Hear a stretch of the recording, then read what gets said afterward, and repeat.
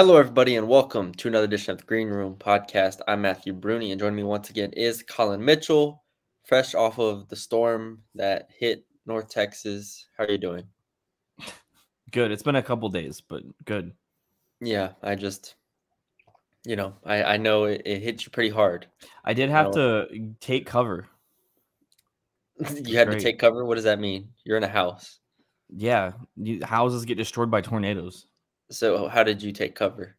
You're supposed to get in the smallest, like a closet in the center of your house, and they tell you to put a mattress over you, but I put a couch cushion. Really concerned for the dogs more than I am myself. So I just made sure to get them in the laundry room, and then I kind of hung out outside of Mm, there. So then, okay. in case a tornado was coming, I wouldn't have to like pick up the dogs. You know what I mean? So Yeah, preemptively smart, prepping. You know, smart, very smart. Colin cares about his pets. Good job.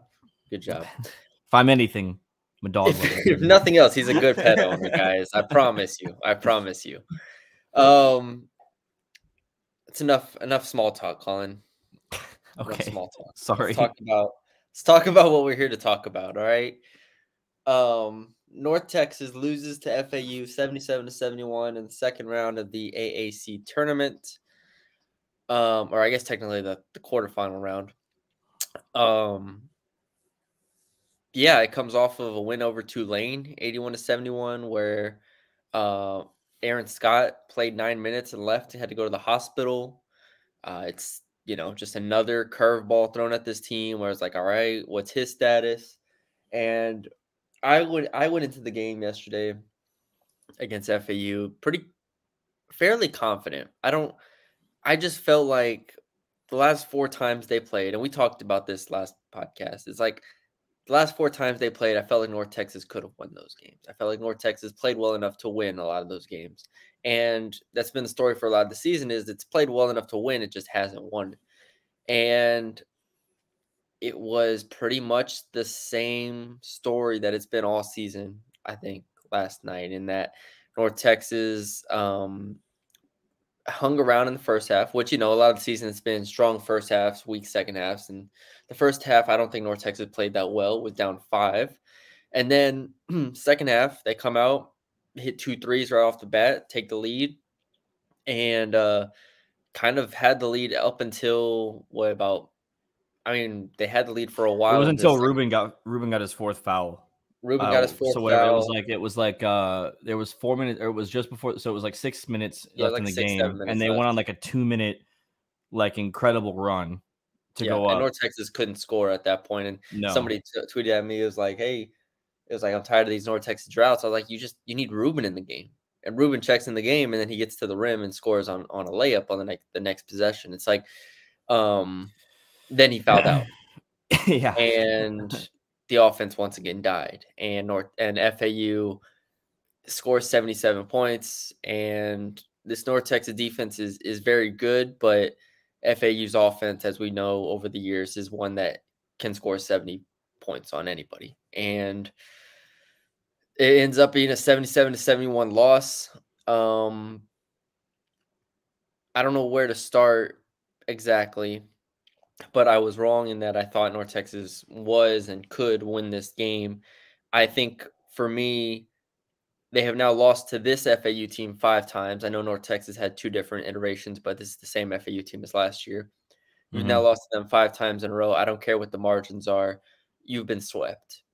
yeah. North Texas is not better than this FAU team. FAU is the superior team. It has better scores. It has more consistent players. And obviously, it has the cohesion that North Texas lacks. FAU's played 2 full seasons together. To my account, hardly had injuries really for the most part. Let me just look through their games played this year. Jonell 32, Vlad 32, Martin 32, yeah, Gaffney 32, Greenlee 32. So again, you're playing with a team against a team that's had 2 full years of getting things right. In North Texas this year, obviously with the turnover from last year, but this year, new coach, new team, and that team that we had hoped they would be never really saw the court together. And I think Tulane was another example of that with Aaron going down. And then FAU, you're like, all right, we have all the pieces. Can they do it? And they didn't. They lost. So, I mean, it's disappointing, yes, and we'll talk about that in more depth. But just as far as a game goes, FAU swept North Texas. This year 3-0, last year 2-0. That's a sweep. You're a Pistons fan, Colin. You know what those are like. That's a Thanks. We've been sweep. swept out of the league for like the last 12 years. So, Yes, but I'm saying, the last time y'all made it, you got swept too. oh, thanks. But like it's a sweep. So congratulations to FAU moving on. I hope they win the tournament. I hope they make it all the way. And have a nice run in the NCAA tournament because that's a really, really good team. And that's why we both said if they beat FAU, they can win this tournament. FAU is the biggest hurdle for them. And we didn't even know Charlotte was going to lose to Temple the next game, which adds even more salt to the wound. Yeah, speaking of which, yeah, Charlotte's not as good as you thought they were, huh? I'm never letting that go. I had North Texas beating them, so I don't. After I convinced you. Well, it does. All that matters is what I put down on the paper. So yeah, but yeah, Charlotte ends up losing to Temple the next game. Where do you want to start? What are your thoughts? I think I guess we just start at the beginning. I mean, you already kind of knew how this game was going to go when the first two shots you take are both threes and they go in and out, and you're like, oh, this can't happen today. Nope. And throughout the whole game, you kind of see that. I mean, Jason scored 26 points, but he was 2 of 10 from the field. No, it was 2 of 10 from 3. Or from 3 is what I meant. Sorry, 2 of 10 from 3, 8 of 22 from the field. You get out rebounded in what felt like incredibly bad in the first half, at least on the offensive boards. I don't know if that's true, but the second chance points I felt were, I mean, FAU had 17 second chance points. North Texas had 6. North Texas just felt like they got out physical in a game where they normally out physical the other team. And that obviously wore on them. Aaron got 4 shots this game, no threes, shot 1 3. And at the end of the game, when you kind of have a chance, you get more rim out threes. Jason, rim out 3 from the top of the key, which would have cut it to, I think, 3. And you only had like 30 seconds left, but there's life there. And as a team, we all know since Grant, if this team doesn't shoot, more than 35% from 3, you're probably not going to have a good chance of winning a game against a good team. And they shot 33%. So could this team have won? Yes, I think they could have. They played a better second half, in my opinion. But you're not going to overcome, unless you hit big shots, a John L. Davis, a Vlad Golden when you're outmatched inside, and especially when you're in foul trouble. That was the storyline going into the game. We brought up Aaron Scott. He had 3 fouls at half. Ruben didn't have any, I think, at half, and then he somehow fouls out. Let me see. I don't think he had any at half. I can't check that. Yeah, he had none at half. He had none at half. Fouls out with 5, and CJ had 4 fouls. So small things that have kind of plagued this team throughout the year, again, bit them. And that's just kind of all you can say. And then FAU hit big shots. The big shots thing is where I think we could stay for a second because that's what North Texas was over the past 4 years with Javion and Tyler, right? It was big shots. Just remember, even Kai hit that game 1 against La Tech. Like they were a big shot making team because every big game felt like it was close. Like they would grind you down, and then Javion floater or Tyler Perry 3, or they just make those winning plays. This year, we've talked about this before. They haven't made those key winning plays, whether it's a shot, whether it's a stop. John L. Davis hits the 3. Like those plays didn't happen in years past. I'm not saying they didn't lose games. They lost games, but they didn't lose games in this way repeatedly to where, like you said, a 3 rims out with 30 seconds left, or a 3 rims out with 2 minutes left. And you're like, damn, they needed that. Like they needed that. It always felt like they got that in years past against Wisconsin in the NIT, against, obviously Purdue in the NCAA tournament. Like go down to Western Kentucky, Drez hits a 3. Like those moments are in our brain as big shots. What big shots did North Texas hit this year that come to mind? Like the SMU win, maybe? The win over SMU is the only close win they have this year. Like that's the only a game I can think of where you're like, "Oh, I remember them being some big shots there, and they won the game, cool." But, like, Memphis, they kept them at arm's reach most of the time. If they had control of the game, great. It's when they're in a dogfight and, with St. John's or Boise, and they're looking for that, not even haymaker, but, like, that big play that can swing momentum or win them the game, they never really made that play. That's a really good point, actually, that you had SMU being one of the only games that they had. You had Oh, 3 and games this ECU. ECU, Yeah, the ECU, you had throw over the top ECU. where, y Robert Allen finished the layup. That's the one shot, but again, that's not even like a But shot again, shot. that's like a fluky not Yeah. f I mean, it's a fluky No, play. it's So fluky. so It's you fluky. have the 60-59 win, you have the 68-66 win against SMU, and then you have a 4-point win against Tulane, if you wanna count that as I mean, those are your 3 closest games. The other ones are 10 or more. In 10 or more pretty much, yeah. Yeah, I Uh, mean, Northern yeah, I Iowa, mean, I they're think, all is like 10 or to start more. the year, Every other win is 10 or more, besides Northern except for Iowa your to start first the year. game, Northern Iowa. Yeah. So, yeah, I mean, What do you think I North just Texas is in luck rating right now? Let's see. it's gotta be last. It's gotta be dead last. Feels like it's last at this point. They were 359 last Yeah, time, they and dropped down throughout to the 360. Dropped down to 360. but you make a good point there. I mean, I think this team has shot makers. I mean, Jason obviously 2 of 10 from 3, but he's hit big shots. Ruben's hit big shots. I think the difference is that when you're a team trying to find a new identity throughout the year, like to start the season, Yeah. it was Ruben, Aaron. Those are the, and I mean, you saw it against St. John's. They went to Aaron for the last shot. Yeah. Aaron's shots throughout the year have obviously gone down. He only had 4 shots last night. If you were to play FAU at the beginning of the season, he probably gets 10, 12 shots. So Mhm. I think figuring that out. And then also, again, this team is, you still got Aaron and Ruben, but this team is basically a bunch of new people who, for lack of a better term, I guess, just have to gel more. You know what I mean? Like CJ wasn't good. He started hitting bigger shots, but you still don't really have an identity when you have everyone injured throughout the I whole mean, season. yeah. How many games did they play with all 8 players that played Right. last? Like And that's not to that's say the that they question. can't hit big And shots because Bugs has hit big shots too. It's just so when they that's come. a I think Bugs, honestly, like, if you're taking, like, who feels like a big shot maker, Bugs feels like one, Mm-hmm. and then I'd probably go, like, CJ Nolan or something like that. Like, those that like, for a big shot maker, like, and they didn't even, Bugs hit a few big shots throughout the year, but they always felt like he was the momentum shifter. Like, if he Right. hit a couple threes, he was the one swinging the pendulum. They didn't have those type of plays too often. At least not late in games that would won them the game. I mean, you always felt like they were missing something that could put the game away, and that's what hurt. Um, I think to a bigger point as well, you kind of mentioned it, but FAU 17 second chance points. I think Robert Allen and Sissoko are fine players, but they're not to the caliber of center that North Texas had in the past 5 years. Like, it's Zachary Simmons to Abu are both significantly better, and like, they tried piecing it together because Mulai is big, right, but not as technically skilled. Allen is technically skilled, but not as big. Mm-hmm. So they tried figuring out that combination, how they were going to do it, and there's just not a good combination when you're going against Golden.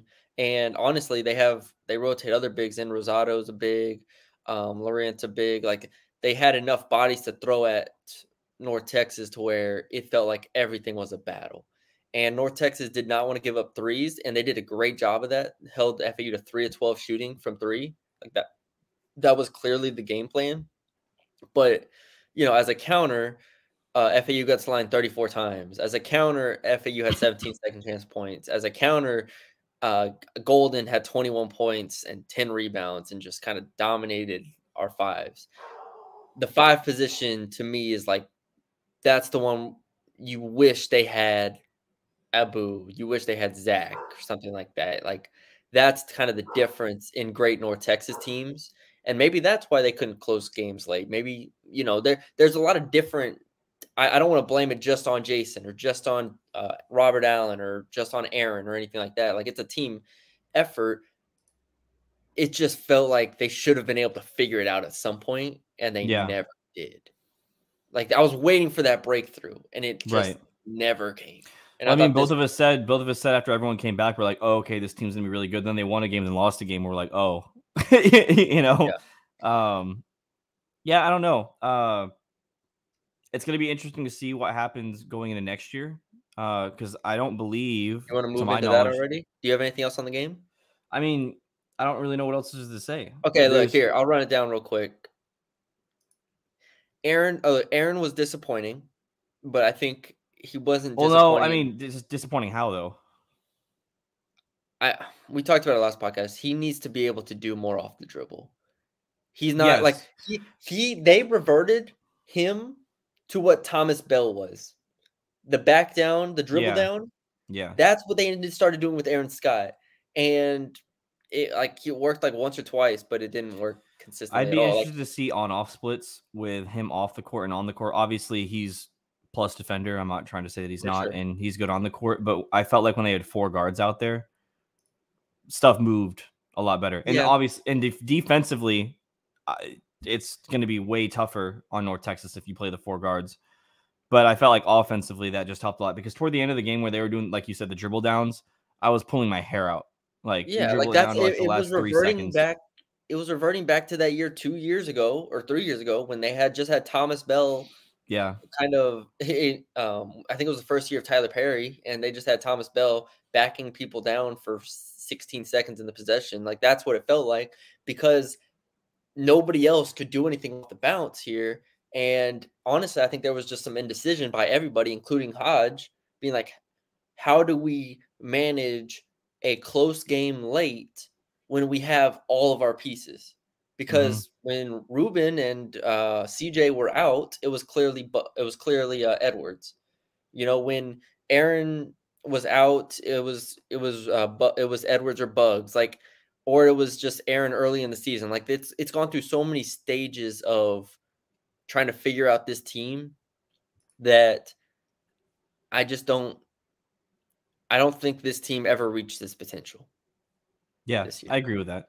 And that's sad. And I think, everybody plays a part in that. I'm not absolving, Ross from the mistakes or the losses late in games. I'm not absolving anybody, but it's like that's just the truth of the season was they never came together as a team and never figured out what worked and what didn't in these close games. So it sucks because, like I said, I think a fully healthy North Texas team goes at least 12-6 in conference. I think, therefore, obviously, they would have had an easier draw. They could have played Charlotte or something in the quarters. But here we are. Instead, they play FAU in the quarters, and the season ends. At least for the moment. So, yes, Aaron, a little disappointing. Jason, like you said, just he has to make those shots, and that's where I feel like Tyler made those shots, and we've talked about it before. I think Jason's a more explosive scorer. He's better overall scorer than Well, Tyler was, I don't but like think Tyler Jason. was making those shots. I think Jason still hit big shots. They just weren't threes. He had his moments. He had his moments. I don't think he was very good last night, I mean, I don't think it was like an and I think he'll amazing tell you Jason that. Edwards game. Yeah, no, I mean, I agree with that. But I mean, I think it's unfair to say they didn't hit big shots because a lot of the times when North Texas had nothing, he was able to just kind of run past somebody and get a layup. Yeah, or get to the line. He got to the line Yeah. 10 times. So yeah, I give him credit there. Um, so yeah, I think we covered all of our bases with this team. That's a tough loss. In the year 18-14, 10-8 in conference. But now we can. Do you want to look ahead? Okay, here's the first question. Before we look ahead to the off season, I think there is a non-0% chance they are invited to the NIT. Non-0% chance they are So invited I to the think there's a NIT. possibility that they're invited to the NIT. Right now, I don't think they're in the NIT like bracketology or whatever it's called. But I think we've seen 3 teams already say that they're not playing in it. It's like Memphis said they're not playing, Indiana said they're not playing, and Ole Miss said they're not playing. I think there'll be more opt-outs because unlike years past, I don't know if y'all, anybody who knows this, but the NIT is still a 32 team bracket, but now it's taking the top 6 leagues, the top two teams that don't make it to the NCAA tournament automatically get bids to the NIT. So that's 12 of the 32. I think other teams will kind of decline some invites. So my question is, if North Texas, if you get an invite, do you think they take it? I was thinking about this last night, and I feel like I'd know that they won't. And that I don't know why. It's a feeling to me. I feel like if you go back, like you're champions, you went 2 years ago as well, and you don't win, obviously. Yeah. And I think now if you go, it's like I don't think the motivation would be there from maybe as a team, and I could be completely wrong on that. But I remember last year, Grant was saying, it was hard to get guys to want to go to it because they just suffered the conference tournament loss, and you're just like, well, okay, I guess we'll get up for this tournament. And then he was able to get them ready for it, Yeah. and Abu then they doesn't ended up play in it. yeah, Abu doesn't play. Like, guys are like, okay, I guess. So I don't know if you do that again in a year that was already hard anyways, and then you end on a very sour note, losing to an FAU team that you lose 5 times in a row. I don't know if you'd really want to. Now, that's not to say I wouldn't want them to do it, but I don't know. I don't know if that's I don't know what you have to gain, I guess. So I think you make a good point in that you've played in it 2 years in a row now. If you continue to play in it, are you fairly or not?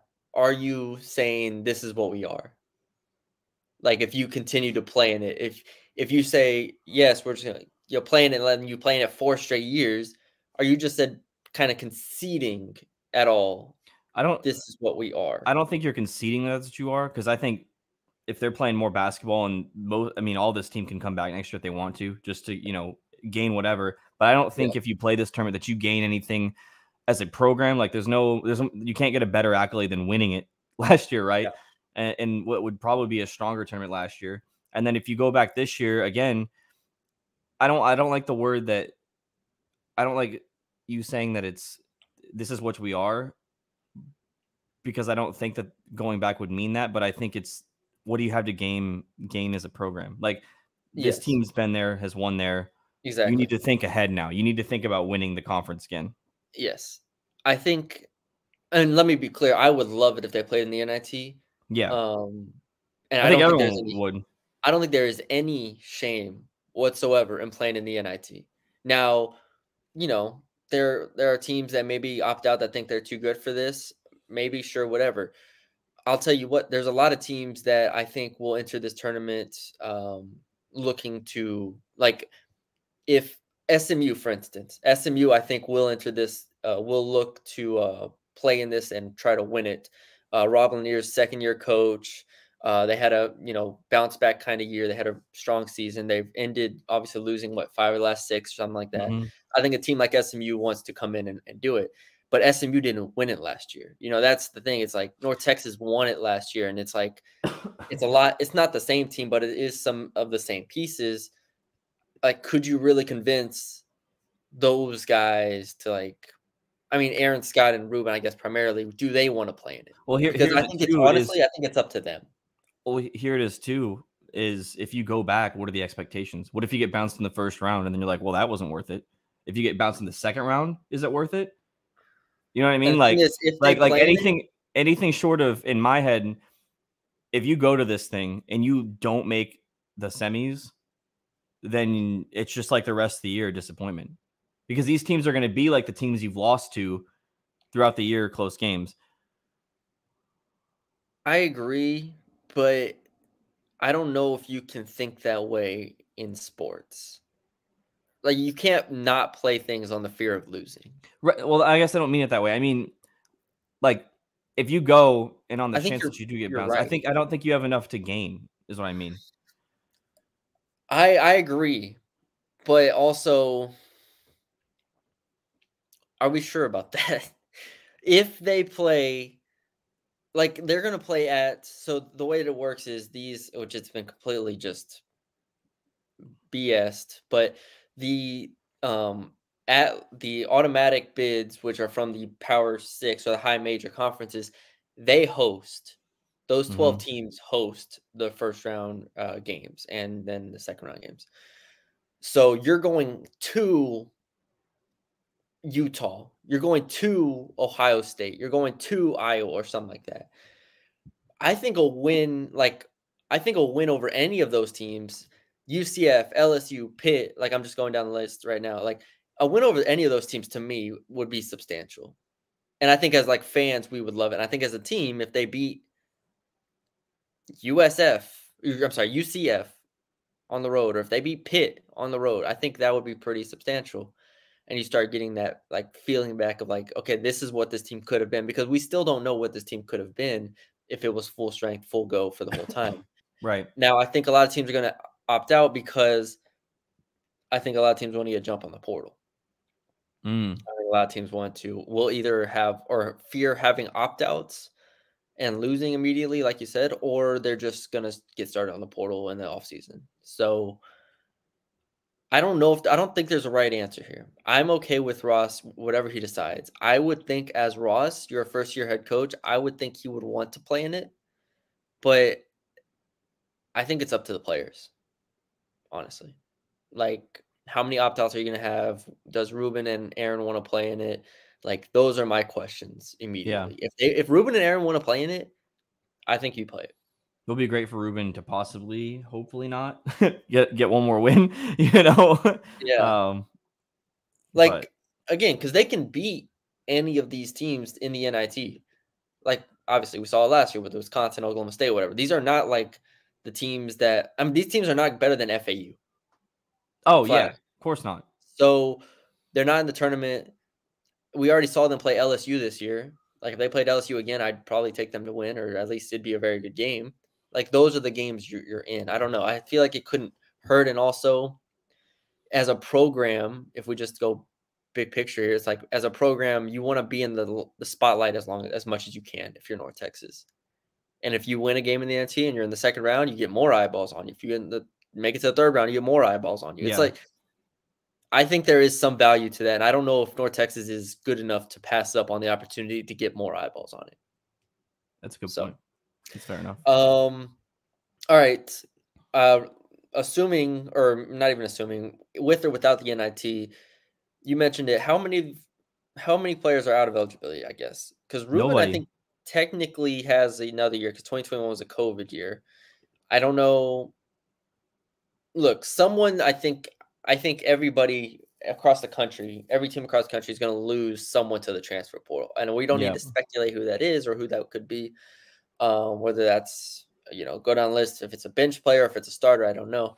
But I think, yeah, because it's junior, Robert Allen's out of eligibility, first of all. Oh, yeah. I think everyone just assumes, though, that he's out of eligibility because dude's been in the league for 7 years. Robert Allen is out of eligibility. Everybody else has at least 1 year left. Even Bugs, who's been on 4 different teams. Damn. So you'll know this more than me. Yeah, he's another year. Okay. Because of the COVID year. UMass. He redshirted UMass. Okay, yeah. Redshirted UMass, then COVID year, then played 3 years, and now he has 1 more. You'll know this better than me. Wasn't there a rule where they can't transfer twice after they transferred already now? Yeah, they got rid of it. I thought it was just for this season that they got rid of it. No, they got rid of it. The NCAA is big picture. I mean, non-related to this at all. The NCAA is just it's cooked. They're screwed.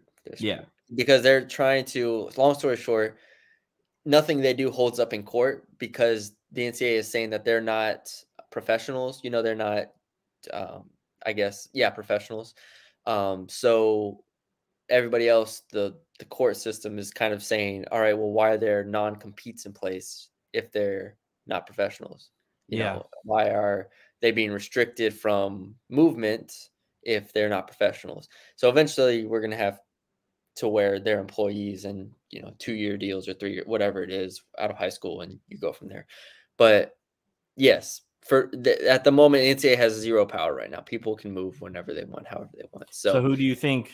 Let's just go down the list, and we'll just be like, good idea to move, bad idea to move from their perspective. Obviously, North Texas wants everyone back, and I want everyone back. North Texas wants everyone back. I think Jason, I think, should come back. I think he has more on the plate, a lot more on the plate here. I think he can be better than what he was this year. Also, small guards at the high major level, it's tough. That's Yeah. really, really tough. Really tough. Well, with And any team too, it's like you have the role here. There's no guarantee you have the same role no, I somewhere mean, else. even and Tyler Perry's had a good year at Kansas State. Kansas State's going to miss the tournament, and he's like not nearly putting up the numbers that he had at North Texas. So Yeah. you're essentially in the same position that you were, last year at North Texas, except you're not putting up the numbers. So it's like, all right, like, do you want to do that? I think Jason Edwards coming back is smart. CJ, I think he's already seen the Big 12 and the high major. I think he would be wise to come back, especially after missing some of the season. I think he could be a lot better next year. Like CJ I mean, Nolan we kind of is, saw him turn it on the yeah, last half. I mean, right before he got injured, up until now, yeah. he's been a lot better of a player than when the season first started. Ruben and Aaron, I'm going to group together. That's up to them. Yeah, Um, I agree. they've given so much to this program, kind of like Tyler, right? In the sense that you've given 3, in Ruben cases, 4 years to North Texas. If you want to get a fresh start, I wouldn't be mad. Here's the thing about Aaron too is that he can legitimately be. I mean, obviously we've given him, criticism, but it's because Yeah. we know that Constructive criticism. next year he could probably be a first round pick if he has a good year. If he improves his game the way we hope that he can improve his game, I Yeah. hope he can, I mean, potentially maybe defensively he's already there. yeah. So, I mean, So, that's not a question at all. yeah, if they want to move on, I have no problem with that. Would love them back though, obviously. Just throwing that out there. Allen's out of eligibility. Sissoko needs to come back and just round out his game. Just round it out. Um, I I think I'm confident of him being better next year than he was this year. Yeah. And if he's better next year, then I think you do have a solid starting center. I still think you need a second guy to come in and kind of fill in the holes, but Sissoko, I would feel great about if he came back. I think just a side note here, I think if anything, the Americans shown us that you need to have you can't get away with being undersized in Yeah. this league that well. And the thing is, Robert Allen was good. Yeah, no, he was really good, but Robert Allen was like the best case scenario yeah, because he offensive rebounded at his crazy, crazy rate. He was the 4th best offensive rebounder in the country. yeah, Like, okay, if you're gonna go get that, sure. Like, if you're gonna go get Draymond Green, or something like that, like a 6'8" guy that can rebound or defend at that level, sure. But those don't grow on trees. right. So you need to go get a 7-footer. You need to But get even a going 6. against like yesterday, when Sissoko had to come out and you Yeah, had Robert in, Vlad was clearly just off of height. I yeah, mean that was just the issue. yeah. I mean, he's So 4 inches taller than him, so yeah, that's and a that the big same thing difference. happened against UAB as well. Yeah. So again, ideally, you go get a 6'10", 6'11" guy to help replace him. John Buggs, I think he likes it here. I think he should I come love back. John Buggs. We fan favorite John Buggs. We all love John Buggs. Hope he comes back. Think he'd be great if he came back. Would be a full-time starter. Get a lot of shots up. He's 7th in the country in true shooting percentage. Well, he's had so many games where he's been like 4 or 5, 4 or 4. I know it helps. And His it's ends the year 47% from 3 on 110 attempts.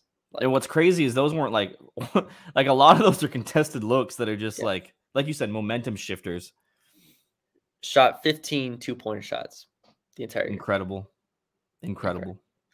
Incredible. Rondell Walker is an interesting case to me, but I think he knows what he is right now. Yeah.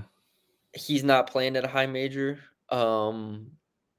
So unless if he wants a bigger role somewhere, maybe, like, I don't know, if he wants to go to another good mid-major program and maybe start or something there, maybe I could see it. But I think he would have a more substantial role next year as with his defense, especially if they do lose Aaron or anybody. Stone, it's up to him. I think his role is pretty defined as 8th or 9th man on a North Texas program. Like, Yeah. he'll be the 8th or 9th man on any top 75 team, like, or not any top 75 team, but like on a mid-major top 75 team, like North Texas, FAU, Right. kind of list, UAB, Charlotte, USF. But like, I think maybe it's up to him if he wants more than that or not. So we'll see. And that's it. Well, Christian Moore, I hope Christian comes back because we need him. Or We forget not, about don't need him. we forget about all the younger guards. Yeah, Christian Moore, Grayson Allo, There's a Christian guy Morgan. from Hebron. I forgot his name. I'm probably blanking as well. But yeah, I think for the most part, a lot of them would do like the good thing about having drop downs, and I don't use that in a pejorative sense, but like drop downs in CJ Nolan and Rondell Walker, and even like Robert Allen, even though he's gone, and like they know what it is, right? They know what they're in for. They know what they're signed up for. You don't have the guys that are like have a good freshman year and then say, "Oh, I want to see what I'm doing," in the Pac-12 or not Pac-12, Big Ten or something like that now. So I think that is the positive of having CJ and Rondell, and they've been great. So I hope they come back and play it out. Overall on the year, Mm-hmm. how are we describing it? They end 107th in offense, 38th in defense, 360th in tempo. I will say the biggest difference, just scrolling through the years, is the defensive rebounding, which again kind of speaks to your front court a little bit. 310th in defensive rebounding rate. In the years past, they haven't been worse than like 150, I don't think. So that's kind of the biggest difference. I think too is guard rebounding in the past has been a lot better as well. Which is weird, but yeah, Kai Like would Ryan, rebound. remember Ryan? You got Ryan, Kai, Javion, yeah. Reese, like yeah. So that is an interesting point there, and that's something Ross is going to have to evaluate over the offseason is how they get back to being a good rebounding team, because this year they were good offensive rebounding, but defense rebounding they were atrocious. Also getting to the free throw line more next year, they're 288th in free throw attempt rate. In years past, they've been 196 last year, 25th the year before, and yeah, around 200s before that. So I think there's a lot of work for Ross to do. I think he did a very solid job this year. Like, if we're grading Ross this year, I'd give him probably like a B to a B plus, considering the injuries. Yeah. What do you think? I think a B to B plus. I think the injuries help, obviously, toward his rating or ranking, I guess, or whatever you want to call it. And then also the expectations going into this season. I know they were only ranked, what was preseason 6th. What were our expectations going into the season? I think to continue the rise of North Texas basketball and whatever that looks like, right? And I don't know if I think in terms of the talent on the roster that's gone up, but obviously you want to make it further than this. So in terms of the results, it's not great, and you didn't beat FAU. But I think with what you had and the circumstances you had them in, you overachieved in a certain sense. Conference play, I think, went about as well as you could expect with Ruben playing, like especially with the 5-1 start. Yeah, like I think conference play, I have no problem with them going 10-8, considering the injuries, Ruben, CJ, whatnot, Bugs as well. Yeah, the non-conference to me is where you're disappointed. I think with the season, like you shouldn't have lost to Fordham, and you should have won one of those other games against Boise, LSU, or St. John's. Like if that happens, honestly, we're probably looking at this. I mean, we're definitely looking at them being like in the NIT or being like a top 60 team and 65 team in the country if they win those games. But another year of being top 75. I want to stress, don't take this for granted. And I know this year was disappointing. This year was one of the more disappointing years, I think, in all of, even if you go back, it's probably the most disappointing years since they lost the or they didn't win the conference, which was 2019, technically. Like, it's probably the most disappointing since then. But don't take for granted being a top 75 team. Don't take for granted Having, getting 18 wins, I think, they didn't get to that 20 number that we like, but don't take that for granted, and being competitive and being seen as one of the top mid majors, I think, even in the American and in the country. And now next year, I think there is a lot more pressure to not just be a top 75 team, but to put yourself in contention to win against Boise, against, maybe beat Mississippi State, even though I think Mississippi State's damn good, like St. John's, so on and so forth, and then have a good conference run and try to stay healthy and build depth. I think I said this before. Ross proved to me this year he's capable of building a roster that can win the conference, because I think this roster at full strength could have potentially won the conference, whether Yeah, that's tournament or regular season. But now it's just about figuring out how to win close games, how to defensive rebound, all of the little things. And that's what this offseason is going to be for Ross. So whether they play in the NIT or not, I think that's kind of got to be the focus. for sure. And to your point, I mean, look at Wichita State. Used to be on top of the world in terms of mid-major basketball, and now they are not that anymore. So, except for when they play Memphis. Well, yeah. Shout out. Hey, if you want to talk about a program that's fallen off a little bit, yeah, exactly. We could be Memphis. We could be Memphis. Now, here's the thing. Would you rather be Memphis this year? No. Just kidding. No. I'm so happy that they suck. Yeah. Gosh, what a great. We got Penny in the pit, a win, and Memphis getting knocked out by a 12 seed. Amazing. Incredible. I love it. All right. We will see if North Texas makes the NIT or not. But yeah, we're planning on doing some football stuff next week, so stay tuned for that. We appreciate all y'all for joining us. Leave us a like, comment, share, subscribe to the YouTube if you haven't already. Follow us on Twitter. I think we're at 5-something followers. 518. 518. I've been running the Twitter the past couple of days, in case y'all haven't noticed. Yeah, it's I'm working spicy. A lot, so it's been spicy. All right, don't come. You gotta. Yeah, you can't come at Brune. Not even come at Brune. You can't You can't do anything to Brune. You can't be an idiot. Don't be an idiot when coming at Brune. How about that? Dang. So yeah, you'll know if it's me on the Twitter. I'm kind. I get to revert back to my high school days and college days, I guess, of just going at people. It's good fun. It's good fun. But yeah, that's all we got for y'all today. Hope y'all enjoyed it. Hope Colin's yard gets better, but we'll keep y'all updated on that. All right. See y'all.